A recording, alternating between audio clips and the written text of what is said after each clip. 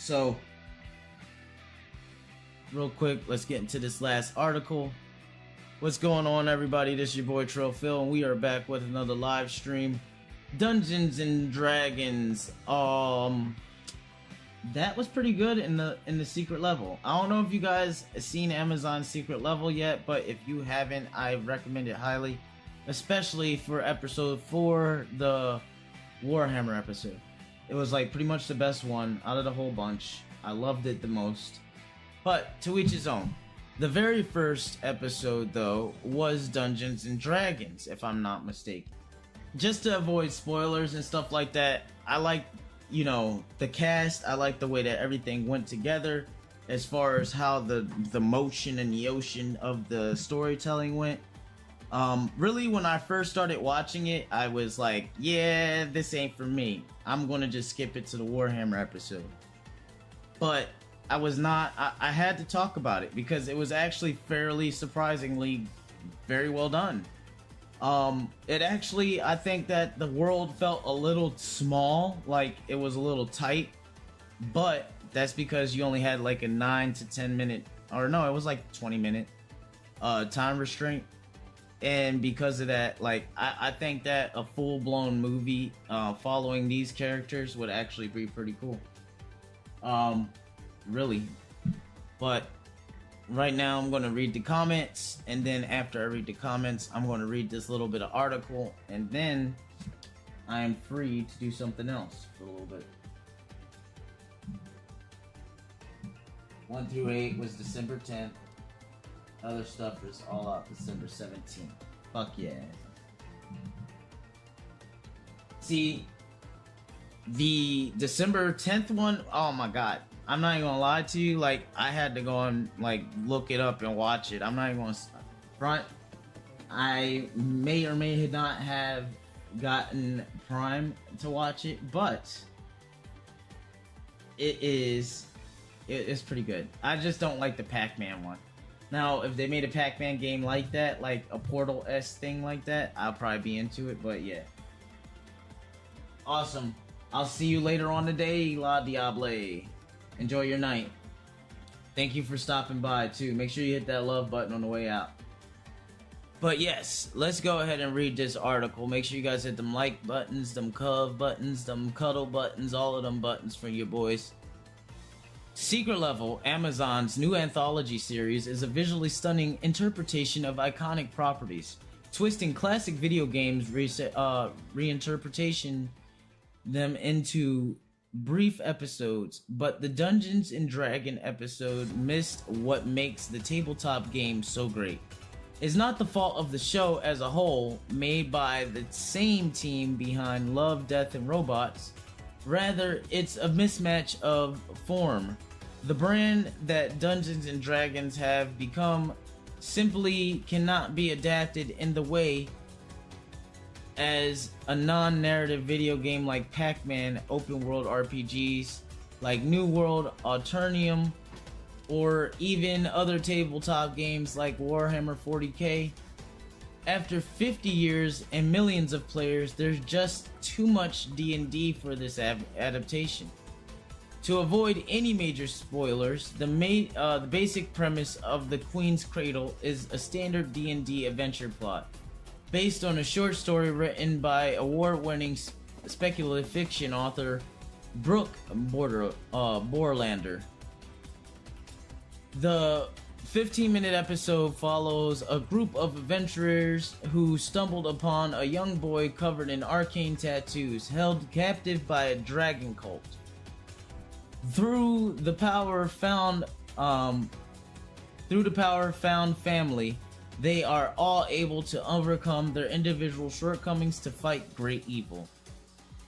Where the other episodes of the series feel more pointed, exploring specific themes like the pitfalls of capitalism in Outer Worlds episodes, or totally abstract interpretations from their source material like the Pac-Man short.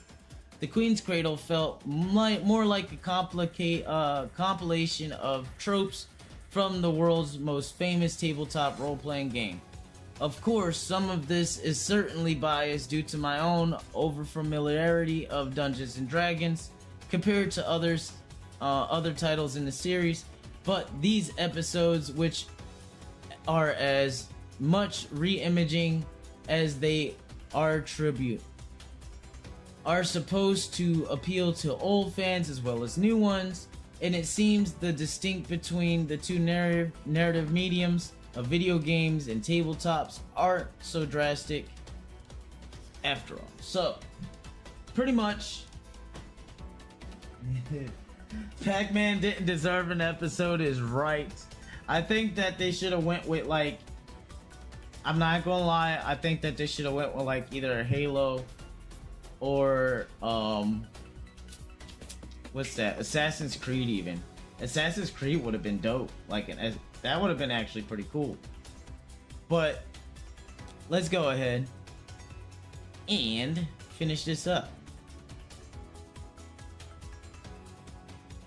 It says, even in an open world video game, players have shared experiences interacting with characters in locations provided by a development team regardless of when or how the game is played. Meanwhile, in a tabletop role-playing game, every single table has a different interpretation, even when playing in an official D&D setting.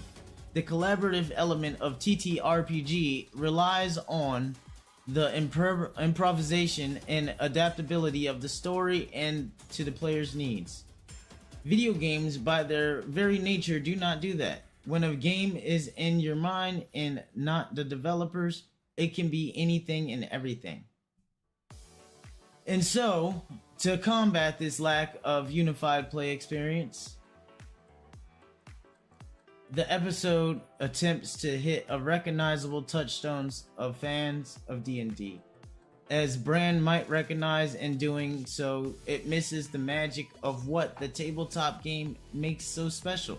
Compared to something like Dungeons & Dragons Honor Among Thieves, which uses the genre's tropes as a source of comedy intention to accurately convey the game's culture within the feature-length film, The Queen's Cradle is narratively limited by the constraints of the anthology series format, by the profound emotional bonds that the developer between the characters over dozens of real-life play hours cannot be shoehorned into a 15-minute episode without feeling unearned and a more than a little melodramatic, at least alongside a consistent series of self-serious winks and nudges alluding to a lifestyle IP that D&D has become. While the art is still stunning, if not on occasion entering into Uncanny Valley, it feels like the Queen's Cradle.